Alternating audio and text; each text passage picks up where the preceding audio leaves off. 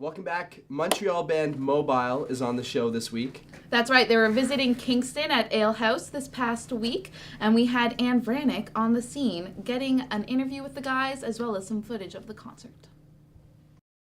Hey there, this is Anne Vranick for Queens TV. So it's a new year, which means a lot of bands are heading to Kingston. One of particular note is an amazing band from Montreal called Mobile. They're playing here at the Ale House, and we decided to catch up with them and hear all about their latest album, Tales from the City.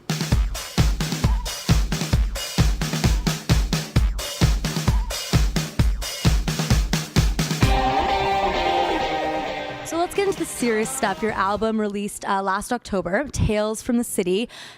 And I think you guys mentioned, I think it was Christian, who said that the first album was largely geared towards landing a record label, and this one's sort of the real Mobile. Why did you guys choose to take risks in this album and experiment and kind of test the boundaries there? The first album, it was really like we had a lot of time. You know, we started the band late 90s, so we wrote a bunch of songs.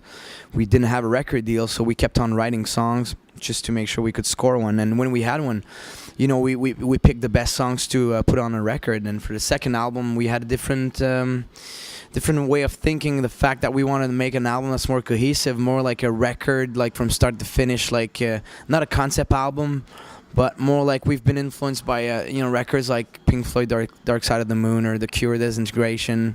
This is a darker record. It just happened in a time when a lot of things happen in our personal lives as well. I think it reflects on the music and on the lyrics as well. I see it like as a darker album, but it's not in a risky way. Like we were very convinced about the singles on this album.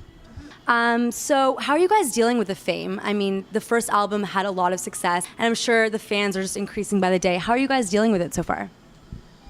Well, you know, it might look bigger than it is, you know, from people that are outside our little bubble. But at the same time, you know, I can really walk easily in Montreal without being bothered or whatever. And, you know, it's the first thing why we play music, why I decided to play music is not because I wanted to be famous. I play music because that's what I like to do. And that's the feeling I get when I go on stage and play and write songs to express yourself. And being famous, it just comes with it. In my mind, it's not, you play music not because you want to be a star, you know.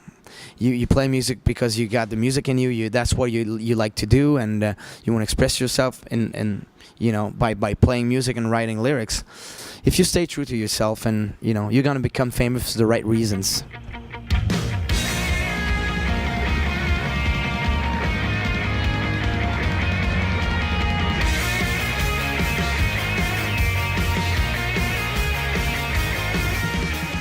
You do a lot as a band to keep your fans engaged. You guys have a blog, which I find very honest and pretty in-depth. And you also recently asked fans to come out and be part of your music album, I think, that you shot this week. How important is it for you to connect with your fans apart from the music, just to keep them at that personal level?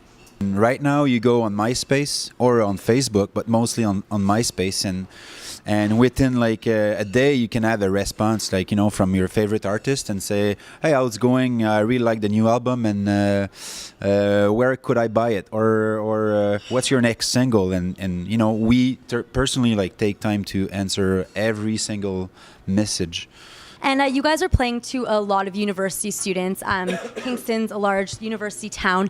If you guys weren't doing the music thing and you were at school right now, what would you guys be studying? I hope my mom's not gonna see this, but you know, when I was at school, seriously, all I thought about was playing music. So, and it's not a good thing. Kids don't do what I did. But the thing is, it's really important, I think, to be focused on what you like. But seriously, if I would go back, I would be more, you know, concentrated on my school days. But I don't know what I would study. I really like history, and I don't know, if things don't work, I'll become a mailman or something. It will work, I have no doubt. No, I'd be a teacher, maybe. I guess so. So I just want to cap off with one last question. Mobile has transformed greatly from the first album to now. What can we expect in the future? Any little tidbits about the next album?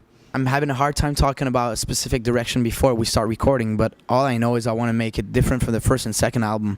Maybe it's going to be less dark than the second album. I think hopefully, you know, for the third album, we're going to be in a better place. We're going to be able to write, you know, songs that are a little bit more upbeat and a little less, you know, about like tough things in life. But, you know, we'll see.